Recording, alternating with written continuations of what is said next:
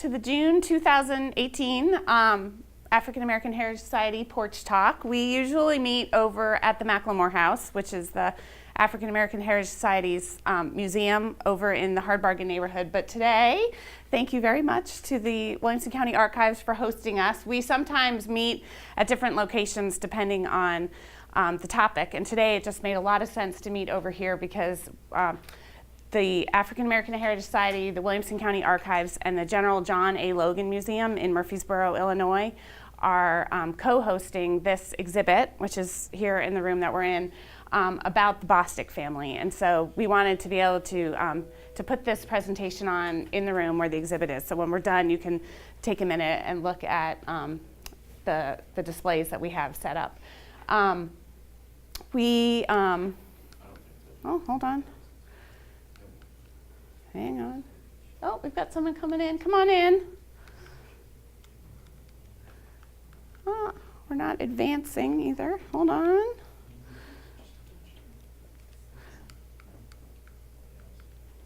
Hang on. We're having technical difficulties with my clicker. Well, I'll just keep talking while I figure this out. We usually, like I said, we host different events each month, and next month, on the first Saturday, or the first Friday in,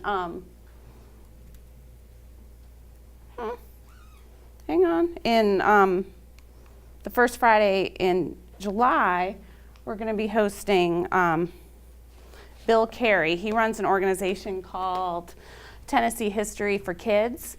And he just wrote a book about, well, hang on just a second. There we go. There we go. Okay. Okay.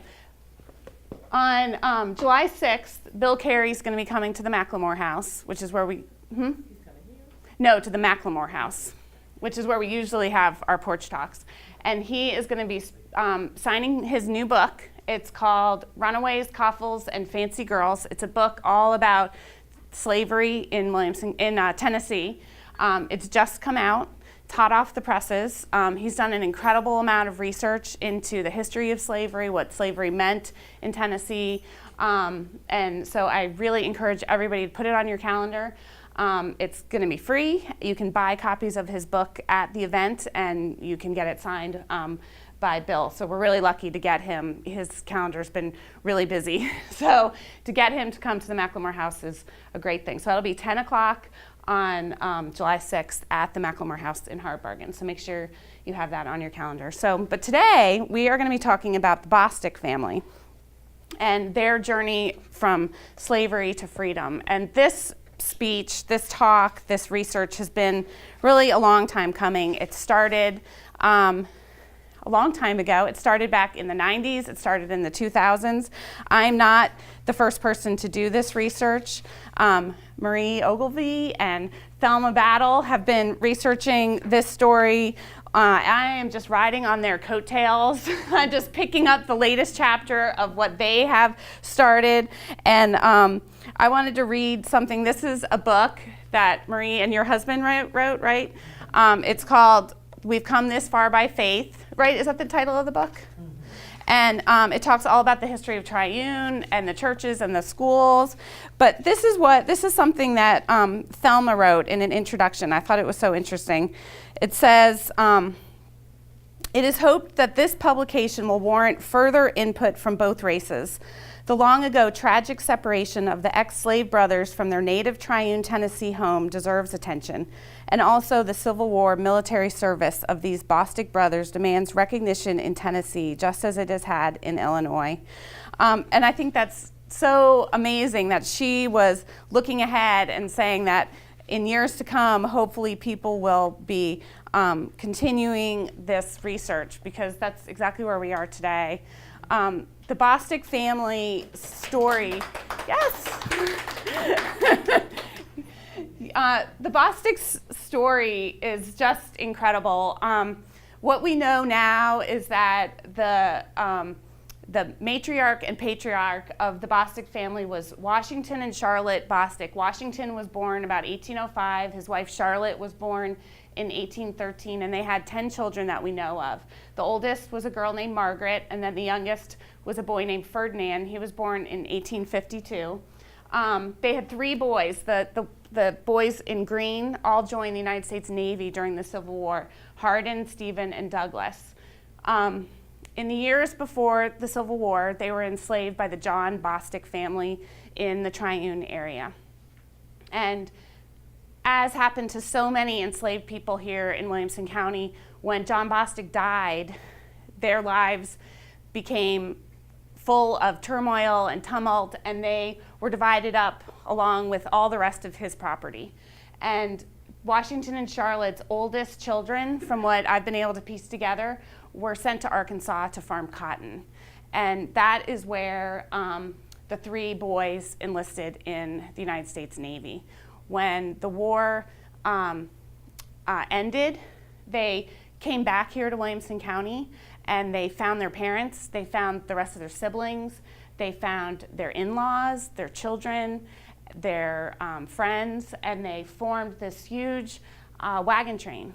And they headed to Murfreesboro, Illinois, which is in southern Illinois, and they established an all-black community called the Bostick Settlement. And there they created a new future for themselves and for their children and for future generations. They built a school, a cemetery, and it's really a remarkable story. And this chart, I don't expect you to understand, but this just shows the interconnection between all the different families, all the different people that came. Everybody in green, these were all Navy veterans that went with them and married into the family. So this is kind of a brief timeline to just orient you to what was happening and when. So beginning in about 1815 is when the white Bosticks came to Middle Tennessee and either brought the Bosticks, Washington and Charlotte, with them or purchased them here. So Washington and Charlotte were here beginning in about 1815 to 1863. Their family was enslaved either in Williamson County or in Arkansas. The Civil War breaks out 1861 through 1865.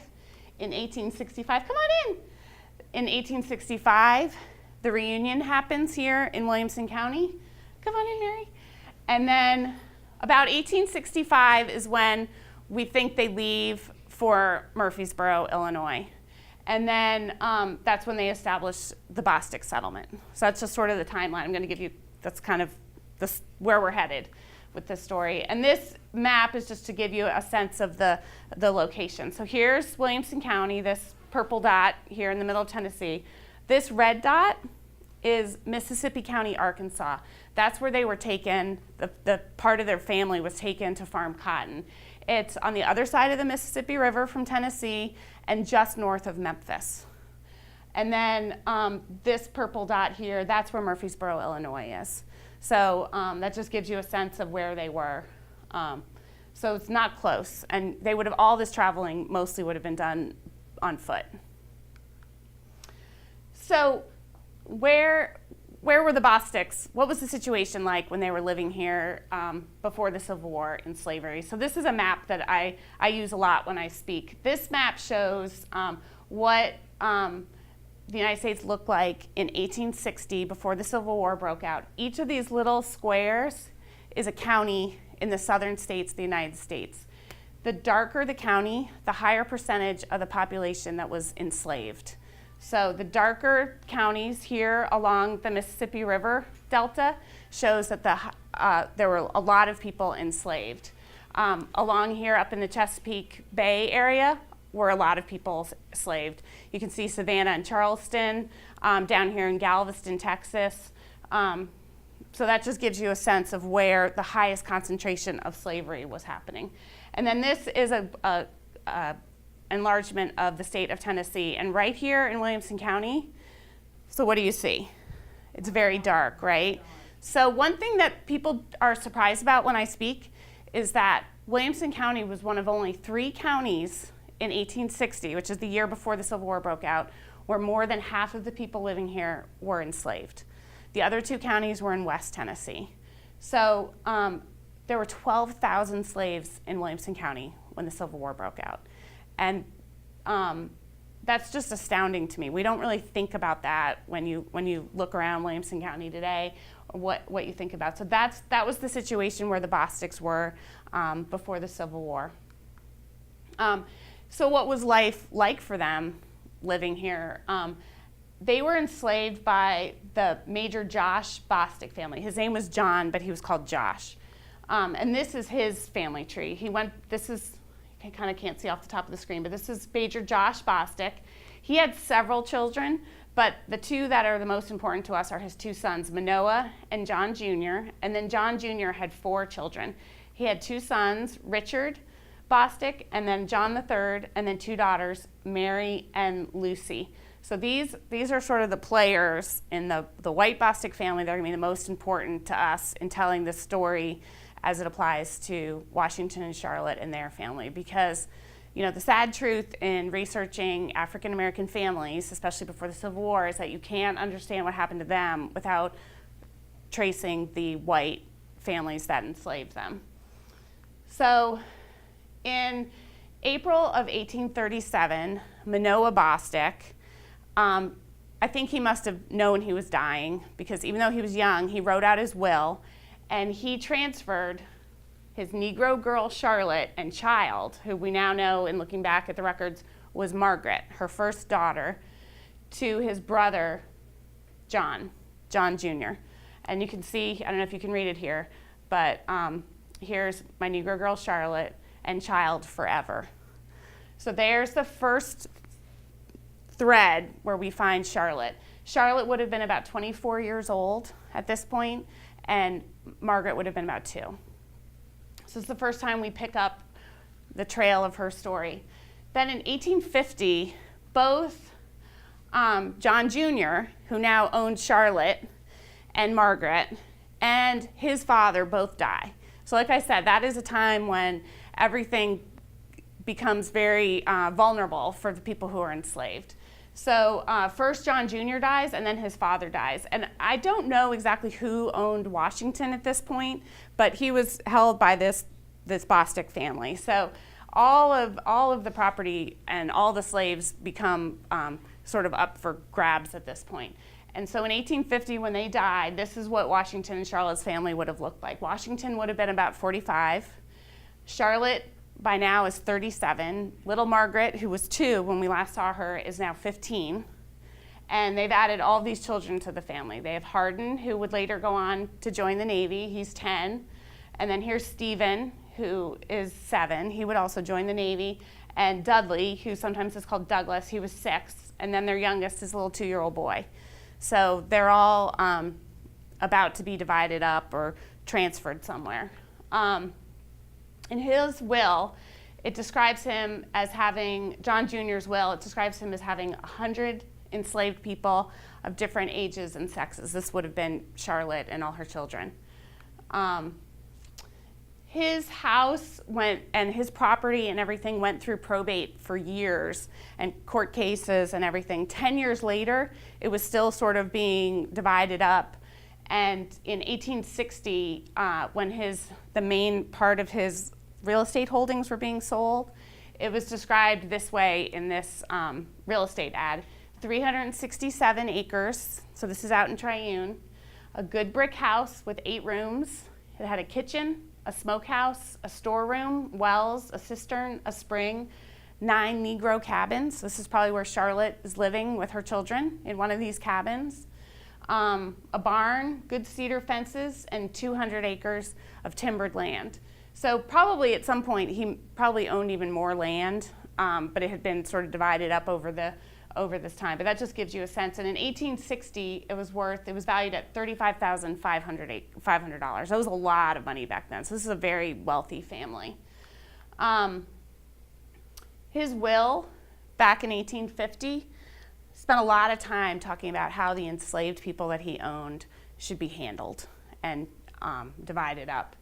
He did something that was very common for fathers who had daughters. he wanted his daughters to inherit slaves through a trust, so that when they married, any income or value that the slaves that they owned would be held sort of in their own name through the trust, so that their husbands couldn't control them. It was a way of protecting their daughters and giving them some money and some income stream. So that's what John did for his two daughters, Mary and Lucy. And so he appointed each of his two sons to be a trustee for each of his two daughters. So his son Richard was made a trustee for his daughter Mary, and it said that she shall have allotted to her slaves and other property when she turned either 21 years old or married. And it also said in his will that should any of the slaves prove to be ungovernable, the trustees shall sell them out of the state. So I assume the slaves knew this, and this was a bit of a threat and a way to sort of keep them in line.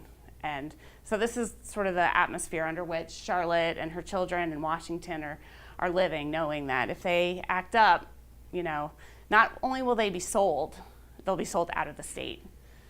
So this is Richard Bostick. He was the trustee for his sister Mary. Richard had married the daughter of the governor of the state of Tennessee. It just shows you what kind of family this was. This was not your average family. They were very wealthy. They were very connected. This was their house.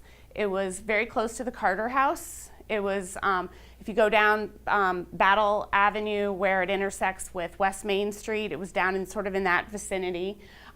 It was called Everbright, and if you are at all of a Civil War buff or Battle of Franklin buff, it talks about the widow Bostick's house. So Richard Bostick had died before the Battle of Franklin, and his wife was still living there. So this is the house that they talk about.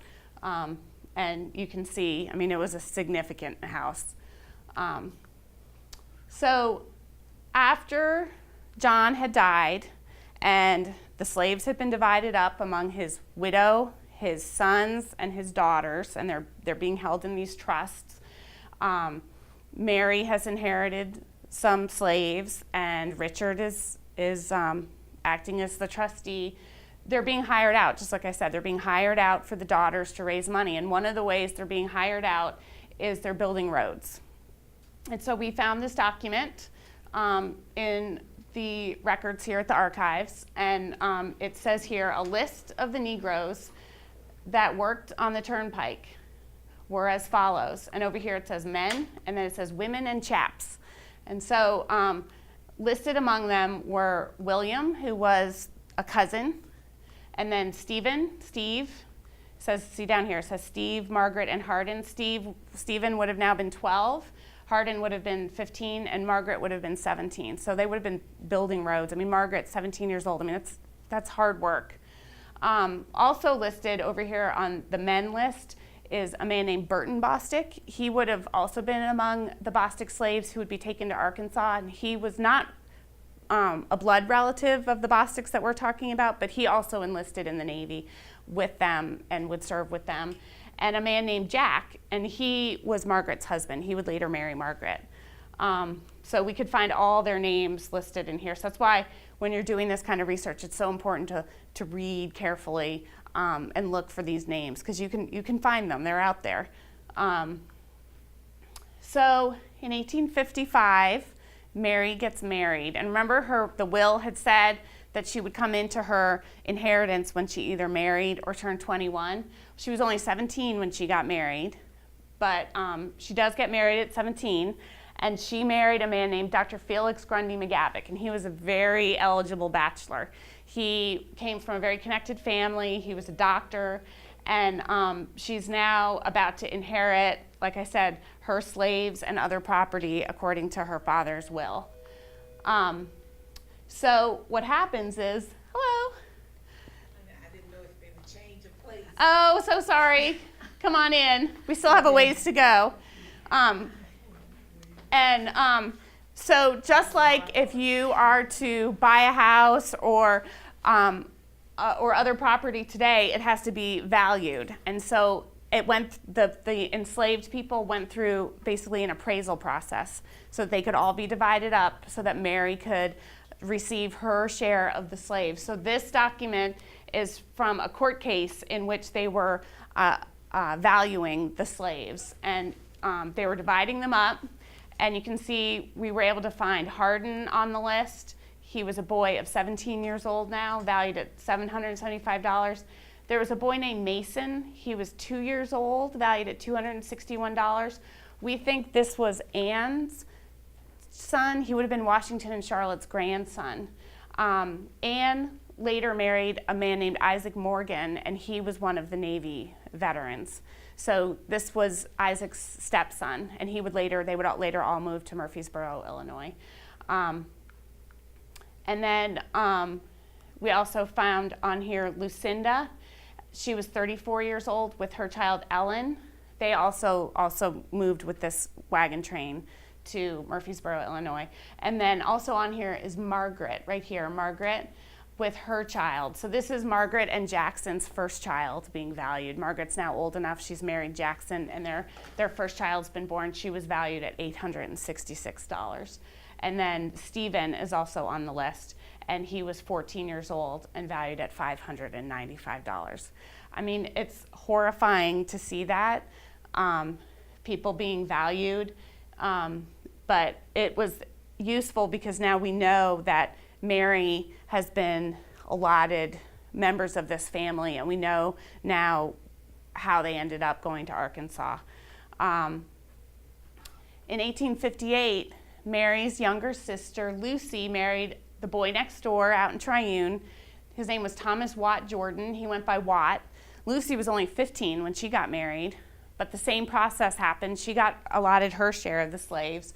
And Lucy's husband and Mary's husband both had this idea that they were going to make money by growing cotton in Arkansas. Felix Grundy McGavick, so Mary's husband, like I said, was from this incredibly well-connected family in Nashville. His grandfather was Felix Grundy. He was the United States Attorney General.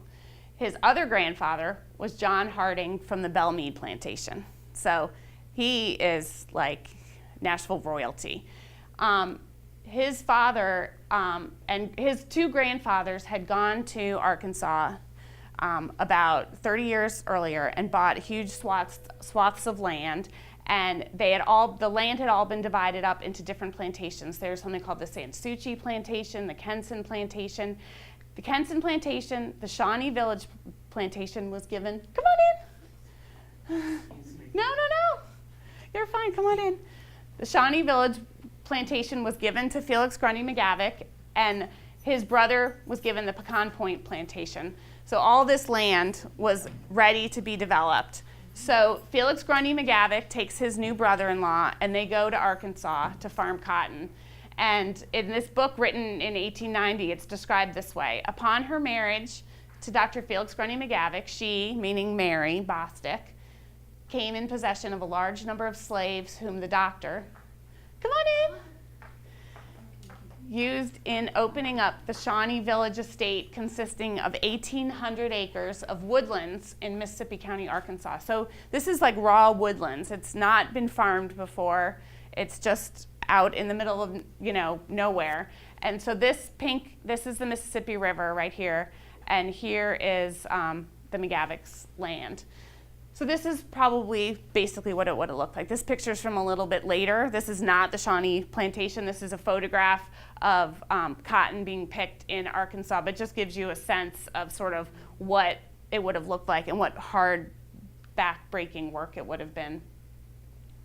Richard Bostick's wife, remember how he had died? She's the widow Bostick at that big fancy house. She sues, and she says, this is not what your dad wanted. He wanted the slaves to be held in a trust. He didn't ever want them to leave the state.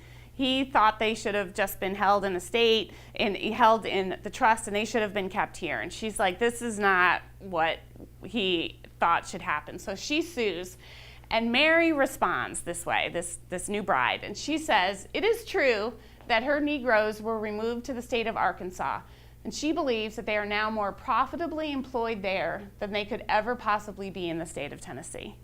That's probably true. I mean, she's just thinking about it purely from an economic perspective. Their highest and best use is farming cotton. And she's just looking at these people as a commodity.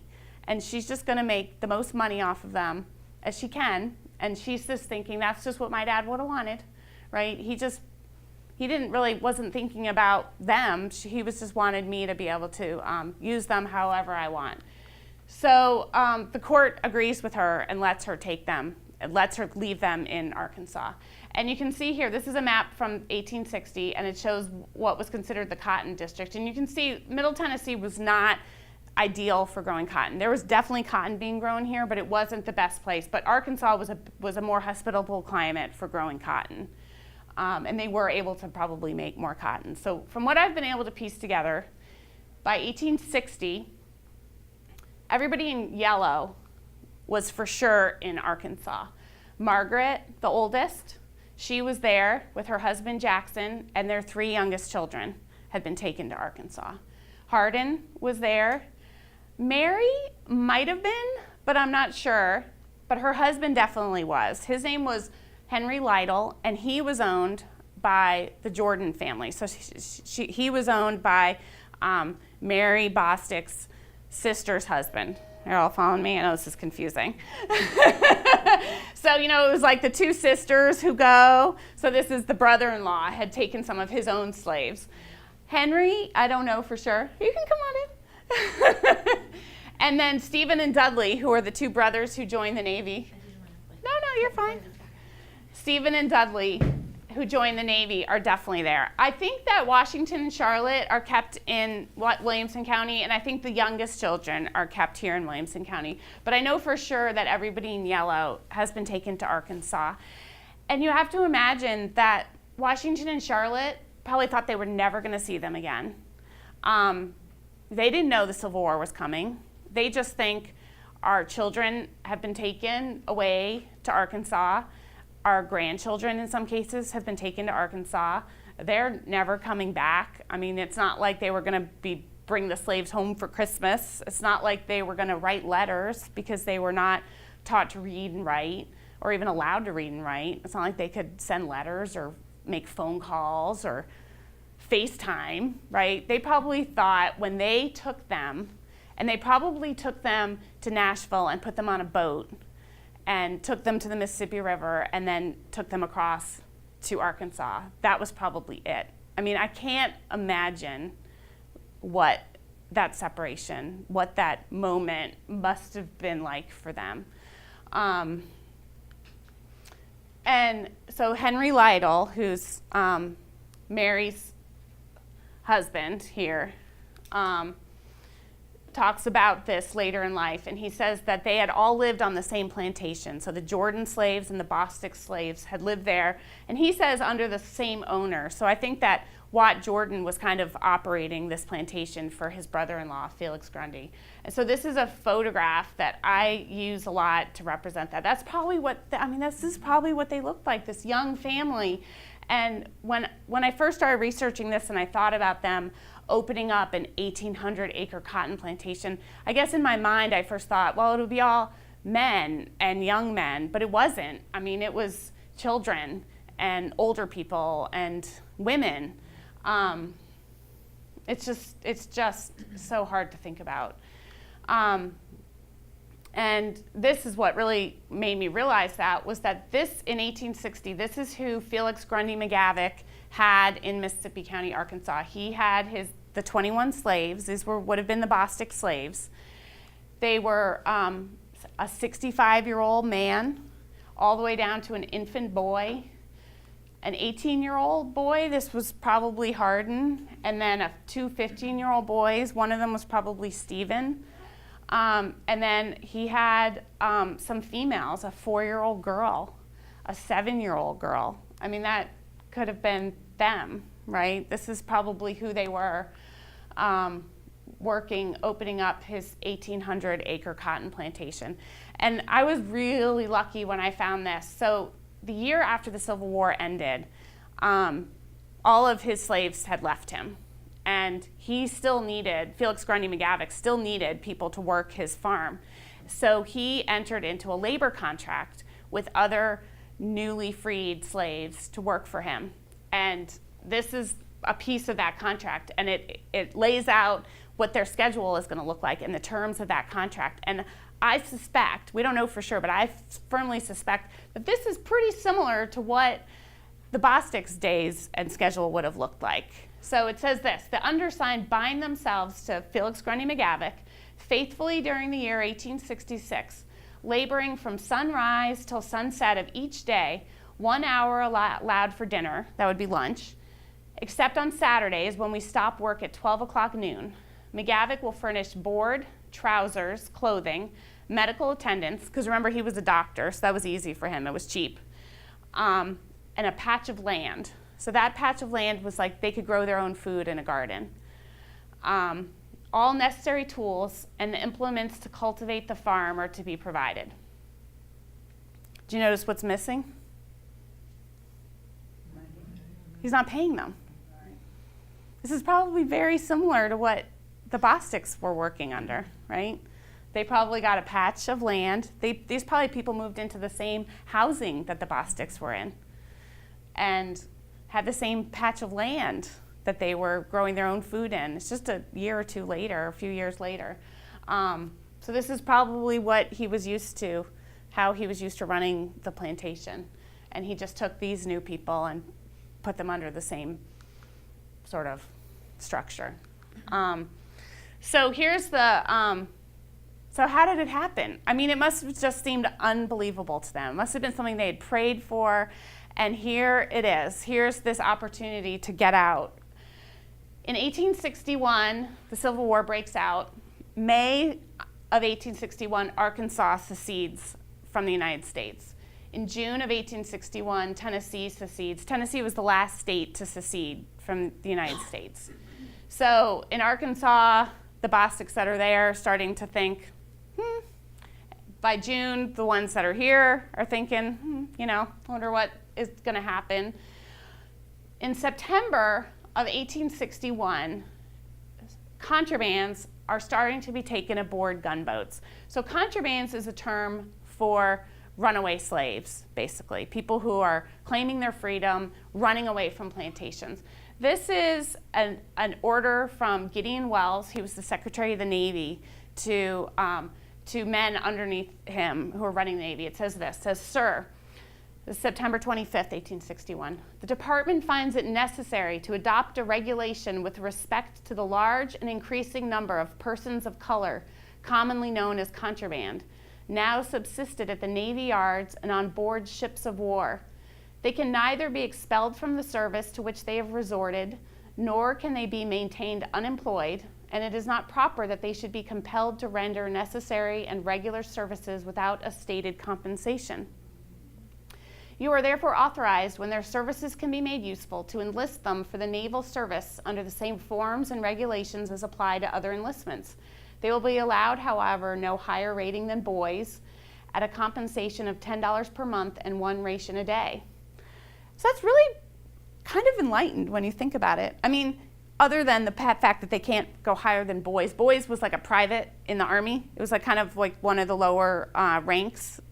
But he's saying you can enlist them in the Navy, you can pay them, you can give them uniforms, and he's acknowledging that they should be, treated with some dignity and given jobs and not taken advantage of. So that's September of 1861. That's early on in the war. So that's this. We don't know exactly how our Bostick sailors got on the gunboats or how the Bosticks in Arkansas got off the plantation. So these are all times I'm going to tell you when it could have happened, but we don't know exactly when it happened. So that's like one possibility. We do know that the McGavicks are complaining about gunboats landing at their plantation and raiding it for bacon and corn and food. And so anytime that happened, the Bosticks could have gone and said, going our way, and they could have gotten on. But we don't know exactly when that happened.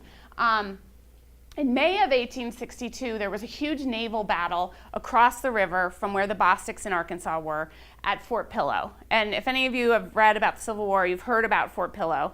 And the famous part of Fort Pillow is when it was being held by the United States Army and it was attacked by Confederates.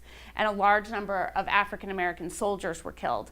But this happened when Fort Pillow was being held by the Confederates, and it was a Confederate base at this point, and it was attacked from the river by U.S. Navy ships. So this was right across the river. So here's the McGavick's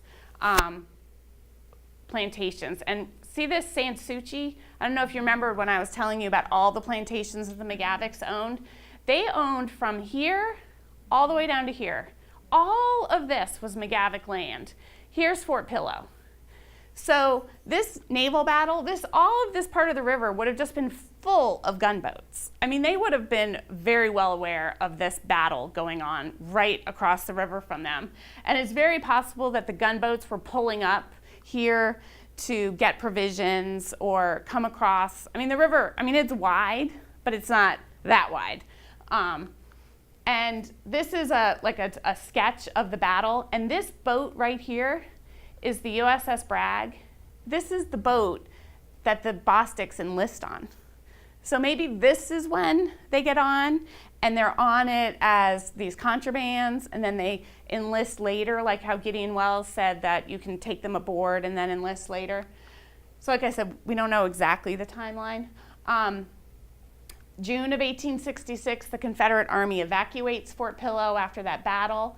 And then in July of 1862, something called the Second Confiscation and Militia Act gets passed. And this is another time when I think that they could have really been encouraged to leave, because what this law said was that all slaves owned by people in rebellion, so Confederates, or people helping Confederates, are now, let me go back. All slaves of persons who shall hereafter be engaged in rebellion, so Confederates, against the government of the United States, or who shall give aid or comfort to Confederates, and the slaves who escape from those people and take refuge within the lines of the army. So say you're a slave, right, and you're owned by a Confederate. If you can get away from them and get behind the United States Army lines, you're going to be free. You'll be forever free of servitude.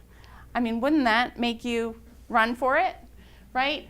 All slaves captured from such people or deserted by them. So say you're on your plantation and the United States Army arrives and they're like, you're coming with us, you're now free.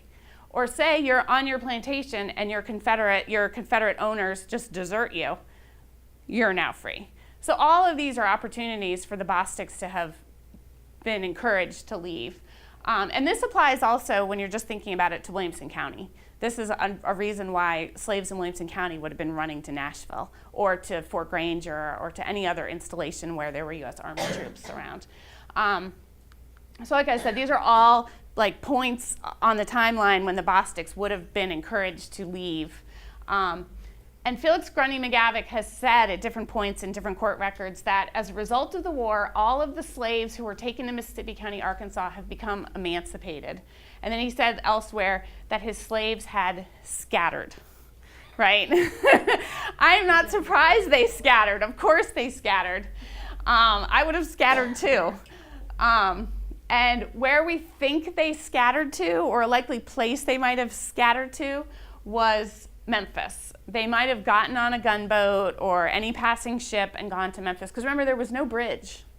I mean, it's not like they could have walked across a bridge. They had to somehow get across the Mississippi. So somehow they got across the Mississippi, and we think, they had to get gotten to Memphis somehow.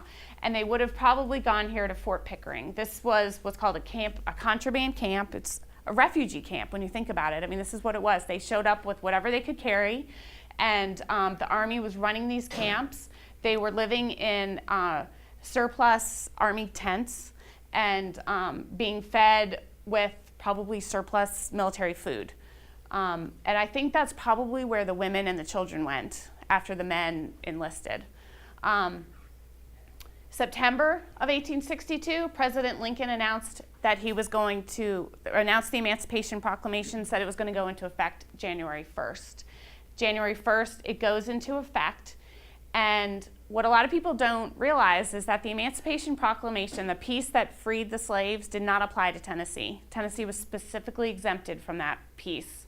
But the part that's most relevant to the Bosticks, the ones who enlisted in the Navy that we're talking about, there's like some fine print in the Emancipation Proclamation, and it said this. It said, "I further declare and make known that such persons of suitable condition will be received into the armed services of the United States to garrison forts, position stations, and other places, and to man vessels," right? So they can be in the Navy, they can be on ships.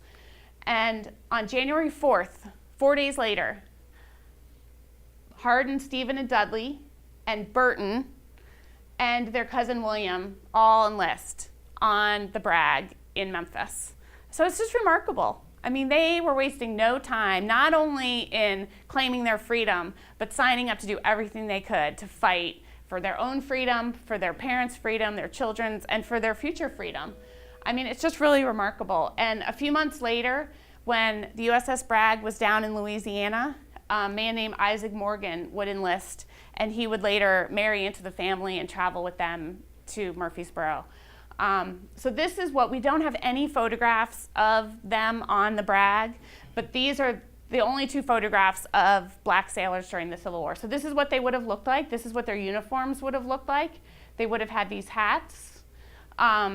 They would have all had these like overshirts with these collars. And we know for sure that they had these because Stephen Bostick was later injured, and I'll show you a copy of that, and we have a copy of it back there on the display, but he had several uniforms with him when he was taken to the hospital. Oh, here it is. So here's a listing. These are all the things that he had in his possession. He had $4 in cash on him when he was wounded, and this was just 6 months after he had enlisted when he was wounded. So, I mean, that's pretty quick for him to have gotten some cash. We think he'd already learned how to read because he had a book with him, or he was learning how to read. So they were wasting no time in making the best use of their new freedom. But like I said, in June of 1864, the ship was down in Louisiana. They were engaged in a fight with a Confederate battery, and a musket ball went through his arm and then through his shoulder, and he was very badly injured, so he had to be taken off the ship. He was taken to a hospital ship. This is his hospital ticket. It's like when they take you in, they take all your possessions. They give you like a receipt for everything, and this is his receipt, and we have a copy of it in the back. You can look at it when we're done. And he was so injured that he had to be discharged from the Army. He was taken, from the Navy. He was taken ashore, treated in a hospital, and then he was discharged the following November. February of 1865, his comrade Isaac Morgan, he was the one who enlisted down in Louisiana. He had only enlisted for 1 year. The other Bosticks had enlisted for 3 years. So Isaac Morgan got out first. He mustered out in Mississippi. Stephen and Isaac went to Southern Illinois. They were the first men to start founding this community in Murfreesboro. We think that they weren't quite ready to come back to Williamson County. The war is still going on. Things are still quite unsettled. They probably didn't want to come back here quite yet. So they go to Southern Illinois. April 1st, 1865, the remaining Bragg sailors mustered out in Mound City, Illinois. April 9th, Robert E. Lee surrendered at Appomattox, and in June of 1865, the final surrender of the last Confederate forces and sort of the final and the formal end of the Civil War. So I'm like, now what? Right now, what are you going to do? You're finally free, but you have to start rebuilding. So what happened to anybody who might have stayed back in Arkansas? Well, interestingly, Margaret, the oldest, stayed in Arkansas. She did not leave. We found her in the 1870 census. She and her husband Jackson are there. You can see they say they're both born in Tennessee. Their children were born in Arkansas, which actually I'm not 100% sure this is accurate. I think their first two children might have been born in Tennessee, but sometimes the census takers didn't get it all exactly right. And you can see here Margaret named her second daughter Charlotte after her mom. Only 2 other groups of black Bosticks I could find in Mississippi County, Arkansas. Most of them seem to have left. They didn't want anything to do with Mississippi County, Arkansas. There was a man named Joseph Bostick and then a woman named Georgia Bostick, and she had a son named Mark. They were the only ones that stayed in Mississippi County, Arkansas. By 1880, Margaret and her husband Jackson are still in Mississippi County, Arkansas. And you can see they've added a son, Ferdinand. So Margaret named her youngest son after her youngest brother, Ferdinand. So this is what makes me 100% sure this is our Margaret. She's naming her daughter after her mother and her son after her brother, besides the fact that the names and all the ages and everything match up exactly. In August of 1865, back here in Williamson County, the parents, Washington and Charlotte, get a marriage license in the Williamson County Courthouse. They're now 60 and 52. They've been married for 40 years. But for the first time, they're able to legally formalize their marriage. So they go to the courthouse and they get a marriage license. And at about the same time, a man named Hilliard Glenn and his wife, Betty Matthews, get a marriage license. And what's interesting about that is that Washington was the witness on Hilliard Glenn's marriage license, and Hilliard Glenn was the witness for Washington's marriage license. I don't know what the connection is between the two of them, but Hilliard would go with them to Murfreesboro, Illinois. So there's some connection. Hilliard is about the same age as Washington's kids. They're not peers. There's like a father-son kind of relationship. December of 1865, Hardin, remember he's been in the Navy, he comes back to Williamson County. He goes to the courthouse. He gets a marriage license and marries Mariah Jordan. So I don't know if Mariah had been here the whole time and they want to get married, or if she had been with him in Mississippi County, Arkansas, and they come back here. But all 3 of them get a marriage license. He had mustered out in April, and by December he's back here, and the 3 of them get their marriage licenses, and here they are. And we found these through the Williamson County Archives. Thank you, Amy. Aren't they beautiful? I mean, it's just amazing to see. You could see the beautiful handwriting, and so that was really great information. So what was going on here in Williamson County, right? It was kind of a rough time.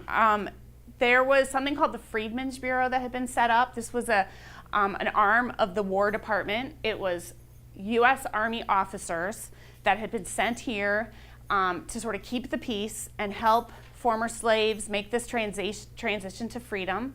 They were overseeing the landowners, making sure that they were abiding by new labor contracts. Remember I said how Felix Grundy McGavick had a labor contract with the freedmen? We had the same thing here in Williamson County. There were labor contracts between landowners and the newly freed, and they were doing things like that. Well, this is, I can't read the top of it, but this was a newspaper article that appeared in a newspaper in January of 1866, so very early after the end of the war. A man named A.W. Moss wrote it. He was a Unionist, and he is talking about the end of the war, how the slaves became free, and he says, in my county, Williamson, by some means during the fall and winter of 1862 to 1863, the slaves had become free. I don't know who done it.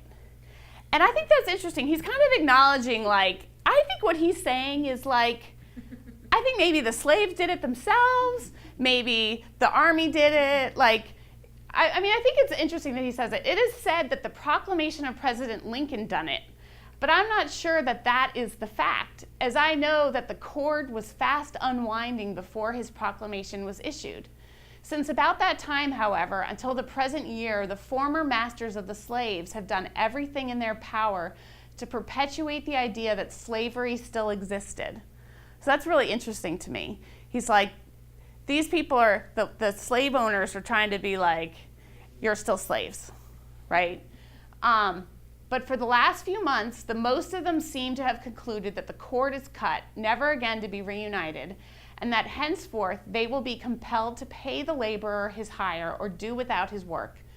Having gained by 3 years of sad and fruitless war against the logic of events a knowledge of this fact, the people of Williamson County have gone to work in good earnest to try with dollars and cents or some other good thing to tempt Sambo. So, as enlightened as he may be, he is still a product of his time and using this horrible language to work for them. And I think that he will do it. Nevertheless, it will require time, patience, and the exercise of common sense generally to perfect the new relationship of the white and colored races. But when this desirable end is accomplished, it will, in my mind, be better because it is more than just that the old order of things, and I have the consolation of thinking that the good people of old Williamson will, in less than 3 years, sound a long and hearty amen because the internal institution of slavery is abolished. So I just think that's really interesting, like his take on how everything was unraveling back here in Williamson County, what was happening for Charlotte and Washington and their younger children. In 1866, the Freedmen Bureau officers were writing articles and reports about what was going on in Williamson County back to their superiors. And one of the things they wrote was that the inhabitants are very hostile to both the Negro and the situation, more so than 6 months since. So this is 6 months after Moss had written his reports. So it sounds like things are getting worse. And in August, so a few months after that was written, there was something called the Colored Convention in Nashville. And this is a meeting of all the former slaves. African Americans are coming together. They are organizing. I mean, don't think that just because people had been enslaved, they'd just been sort of sitting around. I mean, they were organized, they were ready to go, and they were having these meetings and saying, what's next? How are we going to make the most of this? And so they had this meeting, and there was a delegate from Williamson County, and I think it was A.N.C. Williams. Doesn't name him, but I suspect it was him because he was one of the delegates to these conventions that's named in other places. And he says that his report is that one colored man had been killed by a white man. The white man was tried and was acquitted. Some 2 or 3 colored women had been beaten, but the men who beat them had also been tried and acquitted. So they are not getting any justice in the courts, right? They're trying to go through the systems and they're not getting anywhere. So it is really no surprise to me that the Bosticks were like, we're out. Like, we've joined the Navy, we've fought for this freedom, and we're not just gonna wait and see how this turns out. So in July of 1867, there's a riot in Franklin. There were the African Americans the men had gotten the right to vote. The former Confederates had lost the right to vote. You know how today, if you're a convicted felon, you lose your right to vote? Former Confederates had lost their right to vote. So there's this real tension because now these former veterans and men all have the right to vote. These white Confederates have lost the right to vote. And remember how I said there were so many slaves in Williamson County? Well, the whites are afraid they're about to lose the political power. Because if they all come out and vote, if all the African Americans come out and vote, they could flip the political structure. So there was a political rally. There were speeches on the square in July of 1867, and things got heated, and there were shots fired. This is like, I'm condensing what could be a whole other talk into like a 30-second thing. But one of the men who was at the head of a column was Burton Bostick. Remember our sailor? So there's just all these ties. And so it makes me think that I'm not surprised that what happens next is that our Bosticks leave. This is not them. I wish we had a picture of them, but this is just a very common picture of slaves, former slaves, loading up. This could very easily be what they looked like. I don't know where they got the horses, but the reports from the family in Illinois are that it was a wagon train. So they would have taken all their belongings and headed north. From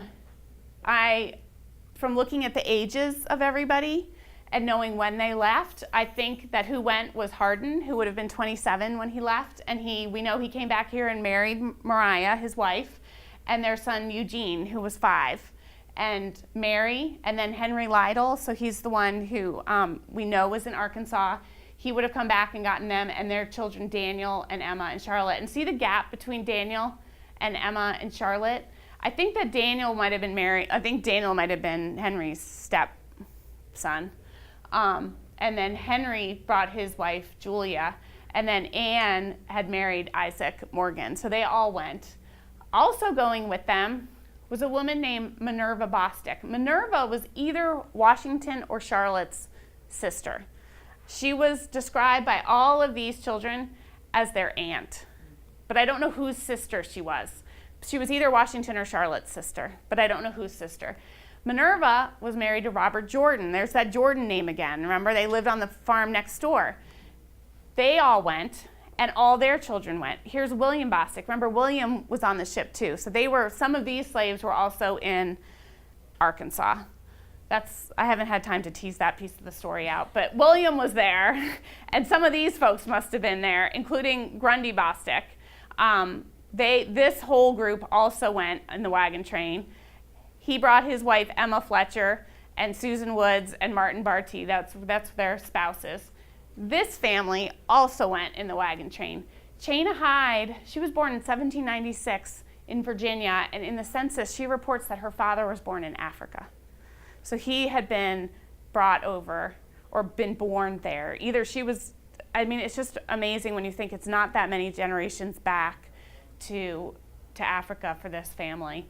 She came with her daughter Evelyn and her son-in-law Charles Woods, all of their children, and then their son White married Catherine, Washington and Charlotte's daughter. And then over here was another little family that came, and then they married Henry, Washington and Charlotte's daughter. Over here was another little collection of people. This woman, Anna, who also went by Mariah Fletcher, I think was Evelyn's sister, but I haven't quite proved that. And her daughter, Emma, she came. And then remember Hilliard Glenn, who I said was on the marriage certificate? He came with his whole extended family. So this whole group came. And a few years later, more and more people from Williamson County and Tennessee came and joined in settling the Bostick settlement. So just to refresh our memory, so here's where they went. We think it took 3 to 4 weeks minimum for them to get there because they would have been traveling by foot. They would have had children. I mean, they probably would have had a lot of their belongings in this wagon train, but, they didn't have I-65, These were rougher roads, and they would have probably just been like camping on the sides of the road. They couldn't stay at the Holiday Inn. It would have been a very difficult way to travel to get back and forth. So here's Murfreesboro today. This is Carbondale. If anybody's ever been to Carbondale, Murfreesboro is not like a big thriving metropolis. And then the Bostick settlement is actually due south of Murfreesboro, so it's like a suburb of Murfreesboro. The first arrivals in Murfreesboro, this is from a county directory. Charles Woods, this would have been Stephen Bostick's father-in-law. He said he came in 1865, so that would have been really early. I don't know if that's exactly accurate. And here's Stephen, our Navy veteran. He says 1865, and then Stephen's cousin, this is Grundy, says 1867. So when Stephen got out of the Navy and got injured and went to Murfreesboro, I don't know if he somehow sent word and his father-in-law came in 1865. This is still sort of an open question for me. But Stephen married Charles Wood's daughter in 1867 in Murfreesboro. So that's like I said, they came maybe as early as 1865, but for sure by 66. By 1870, there were 120 African Americans in the Bostick settlement. Virtually all of them were from Williamson County.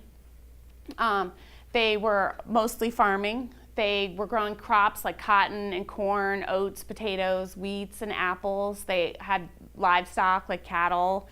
pigs and horses, chickens and mules, and they were selling butter and molasses and eggs. It's probably all crops that they had become familiar with when they were here in Williamson County. They were growing them in straight line rows, just like they would have done here.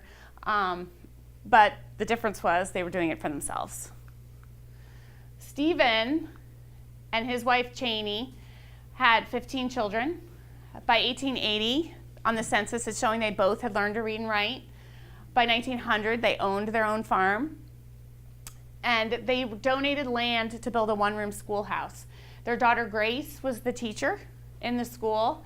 And Grace married the grandson of a United States Army veteran. There were a lot of Army veterans, the U.S. Colored Troop veterans, that also settled in Murfreesboro. So this is Grace's schoolhouse, and there's a bigger picture of it in the back. She was really, Stephen Bostick's family was really a leader in education in Murfreesboro, and still is today. This is a map, and we have an original of it over there on the table if you want to look at it again. Here's Stephen's plot, and here's the schoolhouse right there that they built. And then right next door here, this is Stephen's cousin, Grundy Bostick, living right next door.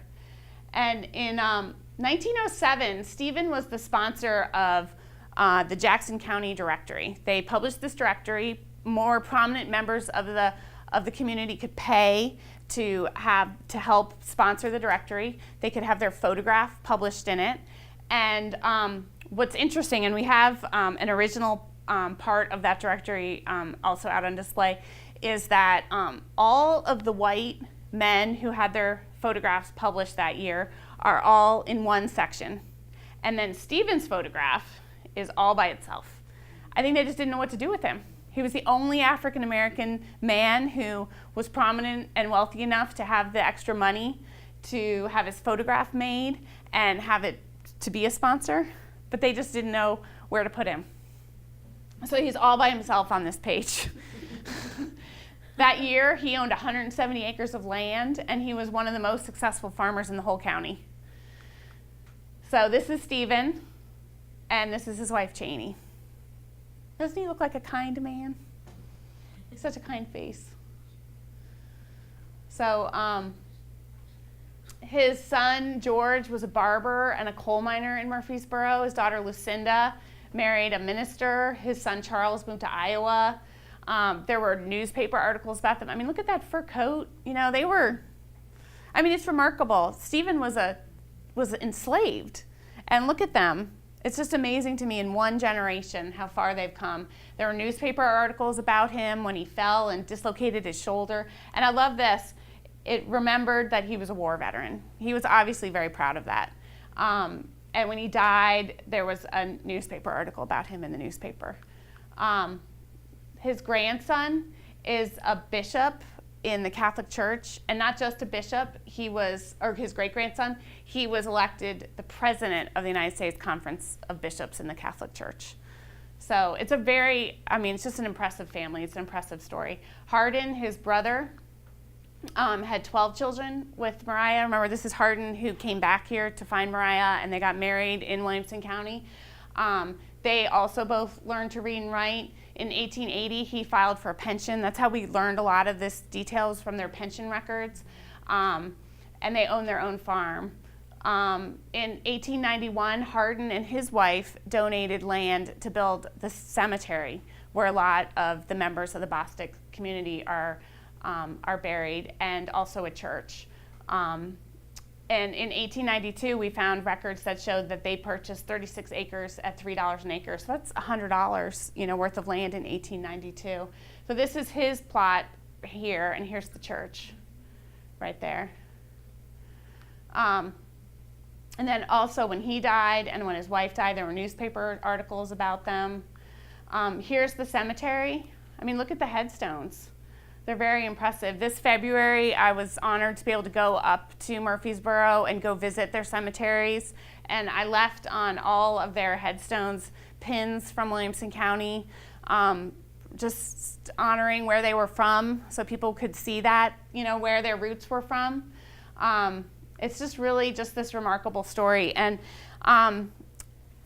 In 1993, a man named Mike Jones, he was a middle school history teacher in Murfreesboro, Illinois, and he discovered the cemetery.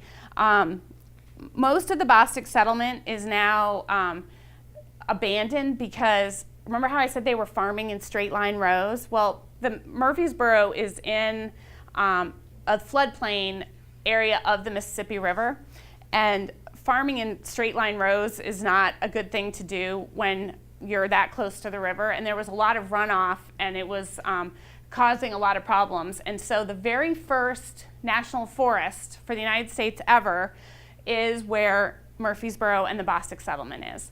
So during the Depression, the federal government came in and offered to buy the land from the families. And so a lot of them, all of them really, sold their land to the federal government, and they came in and formed the Shawnee National Forest.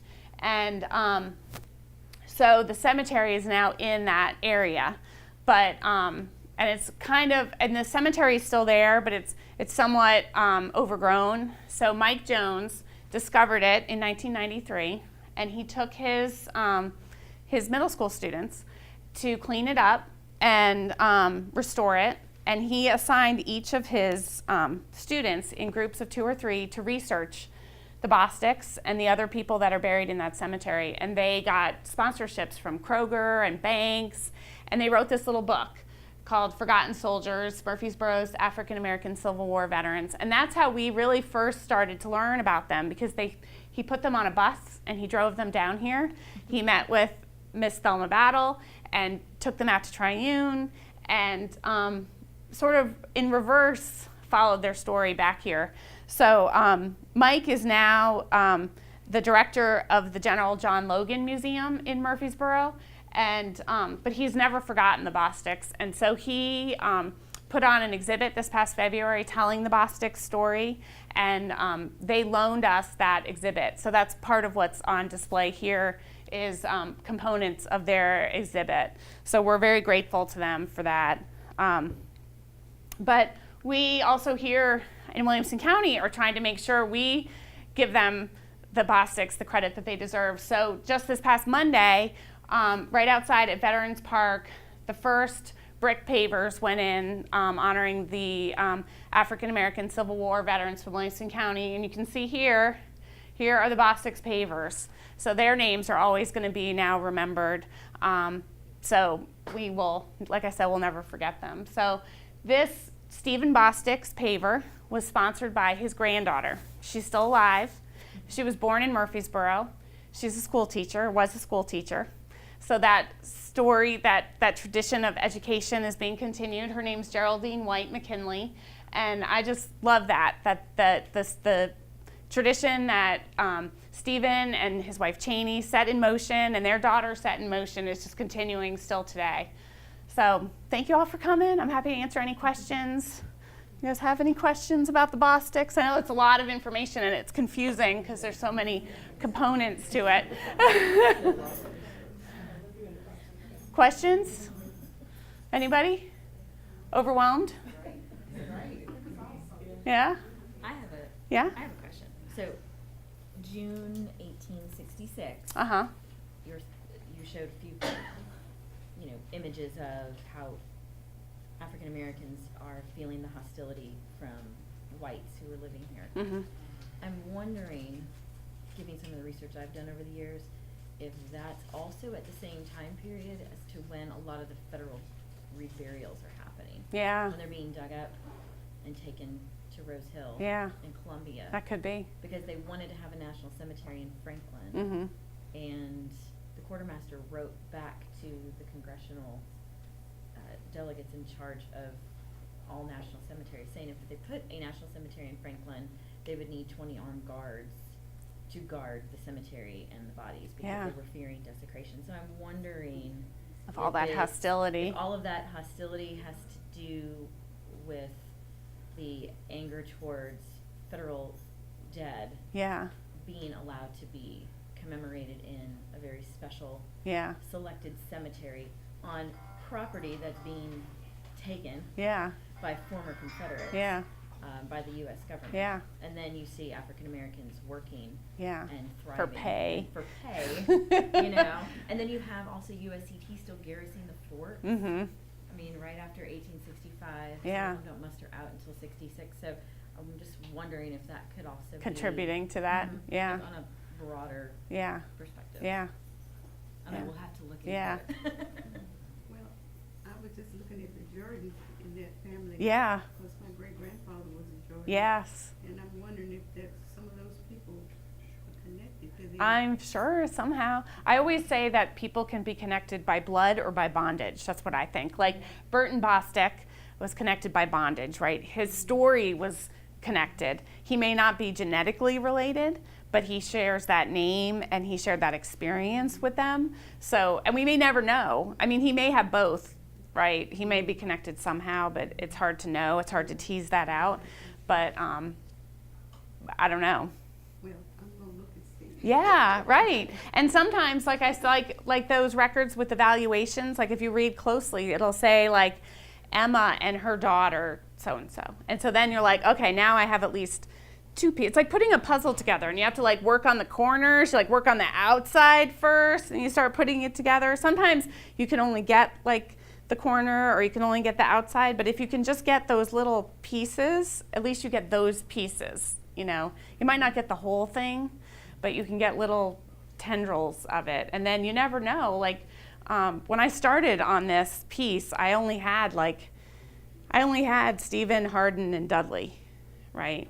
That's all I had. And some people said they were all brothers. Like nobody really knew. And then I was reading the pension, and sometimes they were saying, oh, they were brother-in-laws, and sometimes it said they were cousins. And then I figured out, oh, they were both, because he married his sister, and they were cousins. And so it was just this giant puzzle of, I mean, that chart with all the lines and everything, I can't tell you how long it took to figure that all out.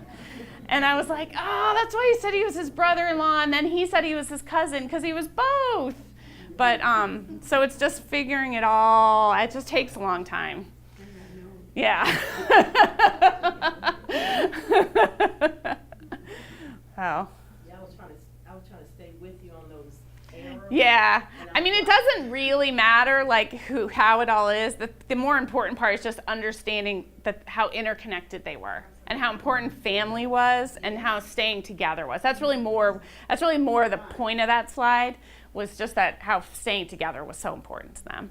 Because when you think about how incredible it is that, like I said, when Washington and Charlotte had to see half their family taken, the idea that they could get them back together and to be so interconnected is, I mean, it's so touching to me to think that they could do that. And so it must have been a dream come true to have them all back together, and I mean, except for Margaret, but to have them all back together and to have them free and in their own community is just amazing.